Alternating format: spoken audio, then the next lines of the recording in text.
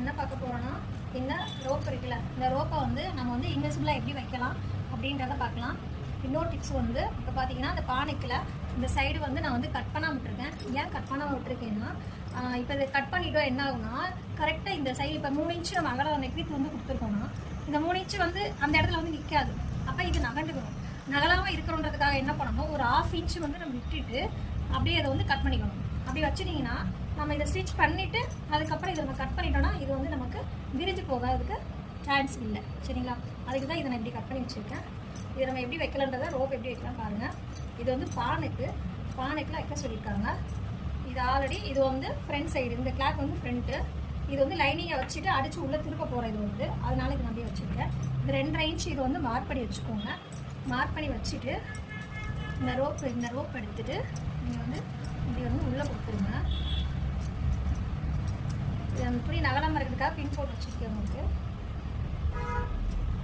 ரோப்பை இதில் வச்சுட்டு நேராக வச்சுட்டு நம்ம 1/2 இன்ச்சில் நம்ம வந்து தச்சுட்டு வரோம் இல்லையா, அந்த தச்சுட்டு வரதை வந்து இதிலேருந்து இப்படியே வந்து நம்ம ஸ்டிச் பண்ணிகிட்டே வரணும். சரிங்களா? இப்படி ஸ்டிச் பண்ணிவிட்டு நம்ம திருப்பும் போது இந்த நாட்டு வந்து நமக்கு இன்விசிபிளாக நமக்கு வந்து உள்ளே போயிடுது. சரிங்களா? இப்போ எப்படி தைக்கலான்றதை பார்க்கலாம்.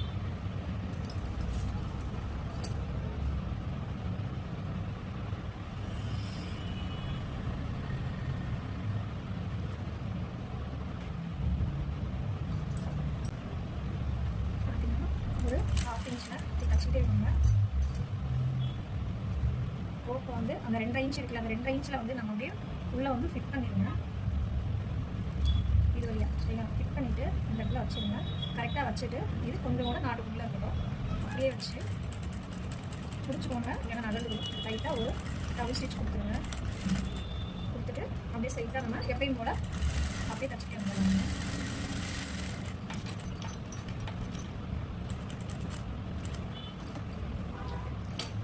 பானத்துக்கு எப்போவுமே வரும்போது அந்த இடத்துல ஊசியை குத்தி நிப்பாட்டிட்டு தான் நம்ம வந்து அதை டர்ன் பண்ணணும். அப்படியே டர்ன் பண்ணிங்கன்னா அது காவ மாறிடும்.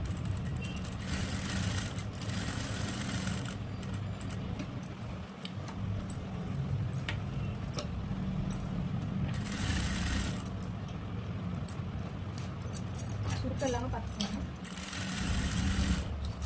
இப்போ இங்கே வந்துச்சா, இங்கே வரும்போது இன்னொரு ரோப் எடுத்து மறுபடியும்